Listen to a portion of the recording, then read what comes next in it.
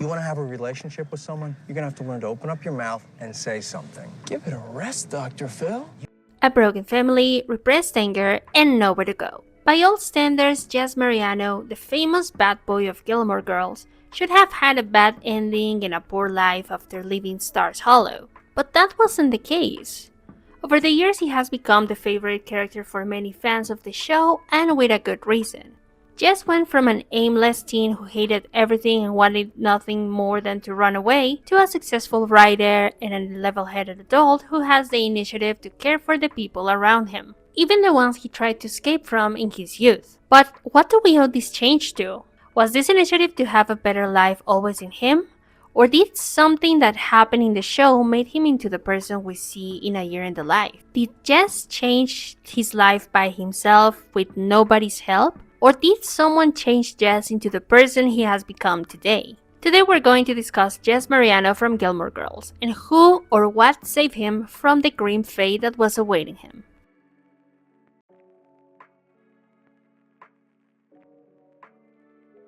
Jess is introduced in the show as the silent and rebellious 17-year-old nephew of Luke Danes, a boy that has been shipped to his uncle in Stars Hollow by Liz, his mother, as a way for Liz to clean up and reshape her life, and for Jess to do the same away from her. From the little we know about Jess' life before he was in the show, he had a chaotic life where he lived alone with his mother in New York. Before being introduced to the show in season 4, Liz was talked about as an erratic woman who has had substance abuse issues and quite a difficult time trying to keep herself afloat because of it. And this is a situation that evidently has impacted Jess in every stage of his development. The framing of the show doesn't allow us to know more about the type of life they were dealing with before, but you can only assume that Jess had to grow up fast to compensate for his mother's instability and the absence of his father. An absence that Liz tried to cover by dating every shady character under the sun, and in that way only increasing Jess's disbelief in community and in relationships too. Liz, every time you find the one,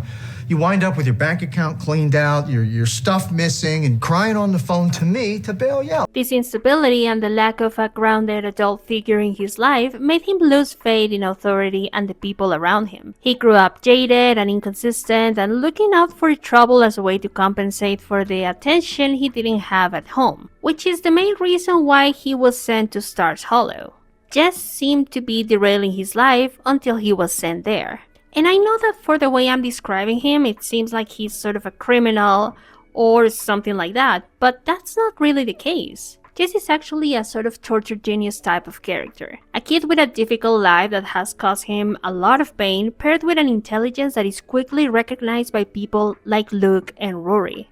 An intelligence that also gives him a fake sense of superiority over other people, which is something that only makes it more difficult for him to connect with others. This is something that makes him look cocky and overconfident when he's actually scared and lonely.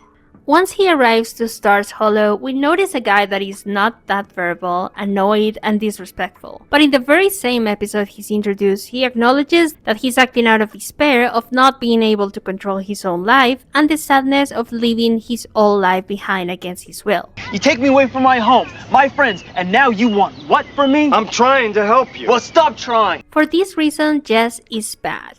But only as bad as the context of Gilmore Girls is allowing him to be. He was bad enough to create contrast between the peacefulness of the town and other characters, but not too bad that he wouldn't be an acceptable temptation for Rory, who at the time was dating Dean. He's rebellious enough to be patterned with her because any more rebellious she wouldn't be interested in, as well as sympathetic enough for all of us to be interested in his development. A development that wouldn't have been possible without the events that followed his arrival.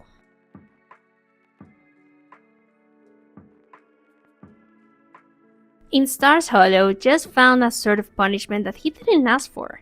A small town full of vanilla people who are shocked by the lamest things is a heavy contrast to the life he was used to have with his mom in New York. Especially because this town of hyper-vigilant people don't seem to respect his self-perceived autonomy, and it didn't take him long to start acting out by doing pranks on the citizens and doing small things out of boredom. He slowly starts to accept his destiny by working on Luke's diner and going to school in Stars Hollow High, but with not much success when it comes to integrating himself to the town and the people around it. For the way he started things in town, it's no surprise that people in the town are so focused on exploiting him and publicly shaming him. This added to the fact that his mom doesn't want him to come back to the city only makes him feel more rejected, both by the place he left and by the one he's stuck in at the moment. This whole town is weird and full of jerks. This issue only turns his isolation into situations that compromise him against the town even more. To the point that even Lorelai, and I mean especially Lorelai, who up until that point has nothing but warm and welcoming towards strangers, has a huge animosity towards Jess that almost never goes away. Which is kind of surprising because Jess is someone who, like Lorelai, has been emotionally neglected by her parents, so it's kind of surprising why she didn't recognize that in herself. I would assume that maybe since she hasn't fully acknowledged how much her upbringing is still affecting her, and since she's constantly been hiding a mask of optimism, she probably wouldn't accept they are more alike than she's willing to admit. And additionally to what I just mentioned, there is the glaring issue of Rory being interested in Jess and eventually dating him, and how this event, in the eyes of Lorelai, could have derailed her from her goals like it happened to her when she was her age. But to be fair, even before meeting Dean, she was concerned that a cute guy with a motorcycle would make Rory's life as difficult as Christopher, Rory's dad, made Lorelai's life. You know what? I spent a lot of time and energy fighting the whole Jess thing. Rory's made her choice. I want her to be happy. I'm just hoping for the best at this point.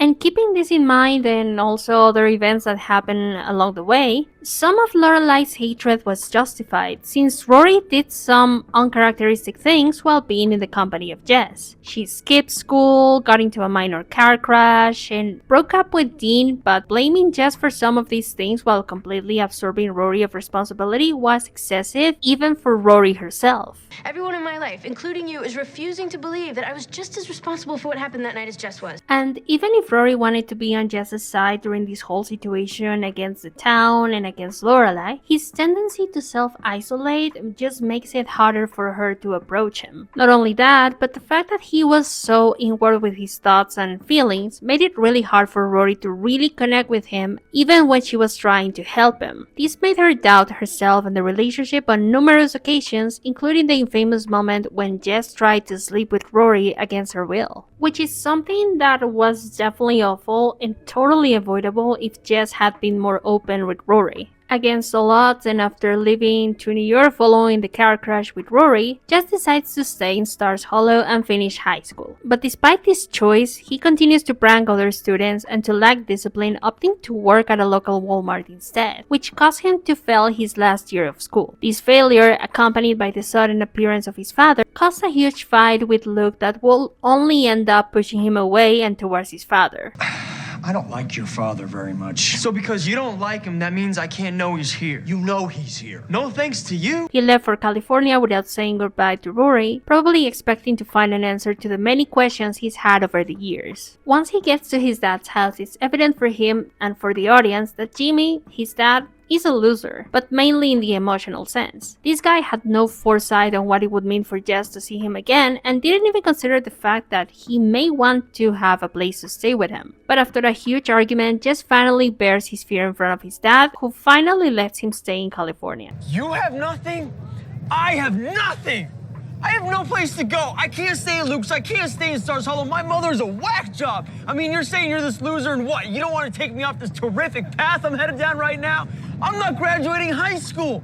I don't know what I'm going to do with the rest of my life, but something's telling me I better find out soon, or I'm going to be that guy out there on the boardwalk selling the hemp hats. This episode is the one that exemplifies best the struggles Jess has been carrying with him since he has memory. He's been fighting against everyone he knows and even the people who have their best intentions for him because he has a difficulty trusting what comes his way, and that led him to sabotage every single opportunity people wanted to give him, from Rory to Luke and even to the school principal in Stars Hollow High, who wanted to help him in numerous occasions while he was skipping school. He's young and he's afraid that he's going to waste his life, but he's unwilling to show it in front of anyone at the risk of letting his heart be broken again by someone he trusts, like his parents, for example. So in order to avoid the pain of being abandoned, he abandons people first, causing a great pain in the ones that believed in him and wanted to see him flourish. But what he doesn't let people know is that he's also feeling a great deal of pain by leaving the ones he loved behind as well. So now that we know Jess's pattern, his story, and what got him into this difficult situation by the end of season 3, we have to ask, what happened to him that actually made him turn his life around?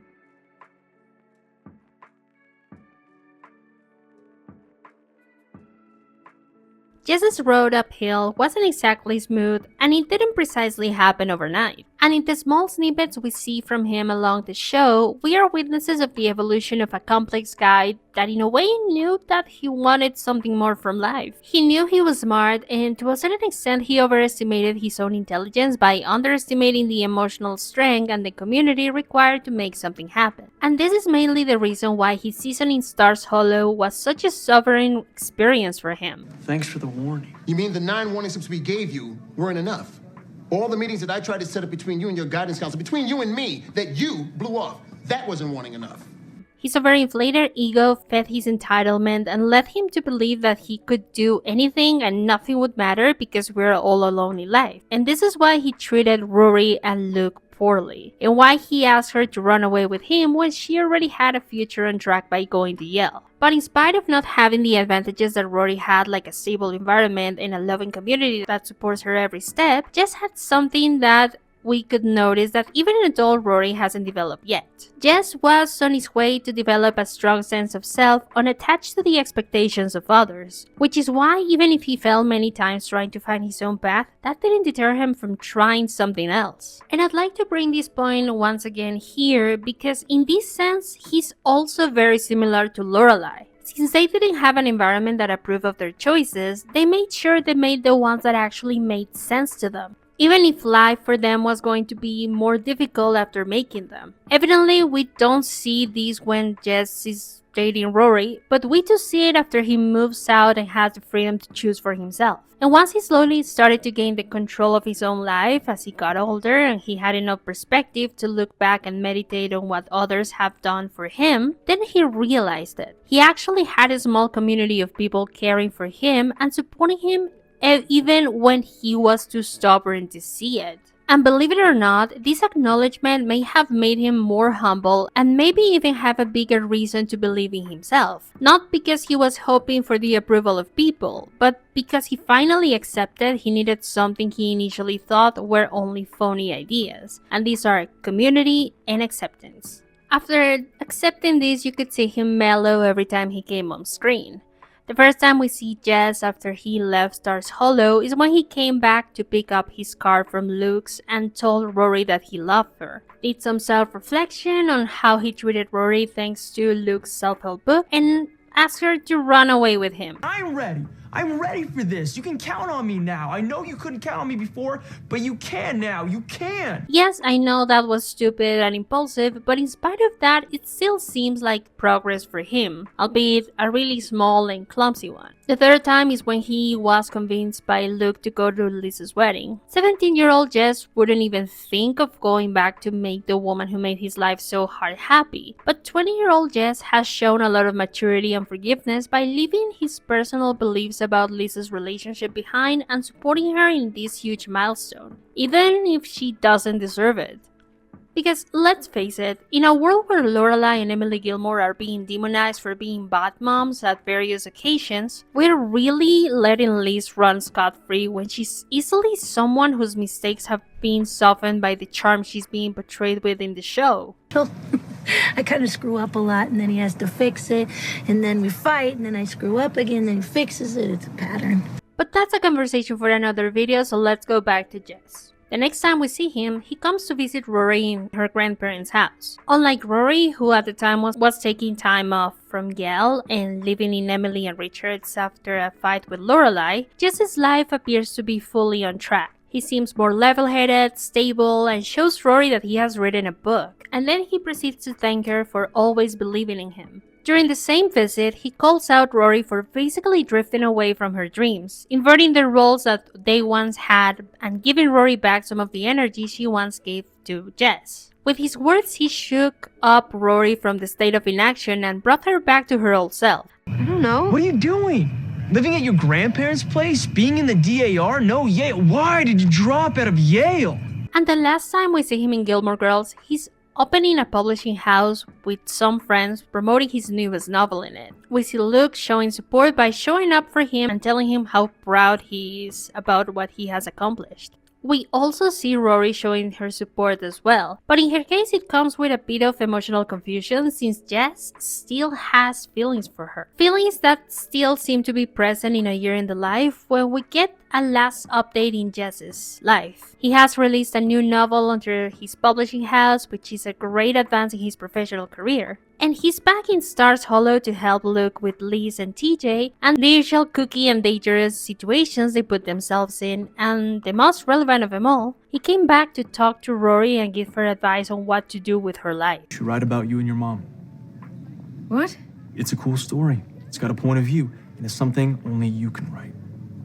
We see a gigantic improvement in Jess, and it's fair to say that he surpassed the audience's expectations and maybe even his own expectations too, which is why a lot of people are so fond of him and his art. It's admirable that a guy that initially had no direction, no discipline, and no support system has become a successful, balanced, and supportive man. So, who do we owe this to? Even though Jess's practical steps in life were all his own, in the sense that nobody had to tell him what to do in the professional life, it's safe to say that he got the initial fire to become someone he's proud of thanks to the help of a really small community. And no, I'm definitely not talking about Stars Hollow. Jess owes his life change to both Luke and Rory. Jess's relationship with Luke was tense and marked by the authority Luke wants to impose on him and the resistance Jess has against it. But even with this issue and the initial dryness of the relationship, they began to develop a reluctant partnership that was at times kind of cute to watch. Because Luke finally had some company in his lonely life, and Jess had sort of a father figure to argue with in his formative years. I am not letting you just fall off the face of the earth. You will not drift. I won't let it happen. Now, I don't know if this is the right way to handle this, but this is the way it's being handled, and that, my friend, is the end of this discussion. Luke might have been abrasive and dry in his approach, but he genuinely cared about Jess. He established the rules he so desperately needed, and by the end he realized how much love required him to turn Jess into someone whose life was worth living. Although Luke is angry and strict with Jess, it's safe to say he actually fought battles he didn't have to fight to keep him on track. He was more a father to both Rory and Jess than any of their own fathers were, and his support is so crucial that they have become each other's support system in later seasons. And speaking of Rory, despite how much criticism she gets for being coddled and overprotected by her entire family, she decided to give Jess a chance when nobody did. Open up to him and see him slowly for who he is instead of for the way the entire town was seeing him. Which doesn't mean that she was entirely compliant to everything he did. A couple of days after his arrival, Jess found himself interested in Rory, immediately after meeting her, to the point that he was setting silly pranks around town to impress her. Instead of being impressed by them, Rory called Jess out on a lot of his behaviors, like not being helpful enough to Luke and not thinking about his future. You care nothing about Luke and his feelings. Got a second wind, huh? All he does is stick up for you, and all you do is make his life harder. Before and during the relationship, she had a positive presence in his life. She wasn't afraid to speak her mind when he wasn't being fair either to her or to the people she loved, and a know-it-all like Jess desperately needed that confrontation. She might have been naggy, but her intentions were good, and this is why she was one of the people Jess actually opened up to, because to a certain extent he actually felt seen by her. Jess actually felt that Rory cared about him. She was curious, engaged, and quickly noticed that there was more to him than just a guy trying to cause trouble. She saw the best side of Jess and even encouraged him to apply to college and hope for a better life, in a time where Jess was thinking that he wasn't worth the effort. And I believe this is what turns Jess' life around. Not a person, not a dream, but the support of the community that he so desperately needed growing up. His parents may have failed him in many different ways, but around Luke and Rory, he recovers some of his self-esteem and the ability to believe in himself that were taken away in his childhood. And thanks to them, he believed again in the importance of community, being supported and supporting the people around you. This is why he's now able to show up for himself, for Luke, for Rory, and even for Liz when they need him. And even though people don't agree with it, this is precisely why, despite the many years that had passed, Jess is still coming to visit Luke and is still in love with Rory, because it's really difficult to let go of someone that helped you see that your life is worth living and that you are worth the love that they are giving you, even when it was difficult for you to accept it at first. Jess might have been a loner, but even though he was shunned by his family and by a big community like Stars Hollow, he was still supported by a small one that undoubtedly believed in him and wanted him to do better than he, at the time, thought it was possible for him. And I think that Jess as a character and his entire arc is exactly about this. The power of genuine care, love, support, and community, which is what in the end actually saved him. Why would we choose to live a life alone and unattached when we can live one that is richer, more fun, and even better when we are in the company of the ones who wants to see us grow? In a relationship, any relationship, it's important to let the other person know you appreciate them so you don't create barriers that delay any hope for reciprocation. And once again, thank you so much for watching. Don't forget to subscribe, like, comment, and share. Bye-bye.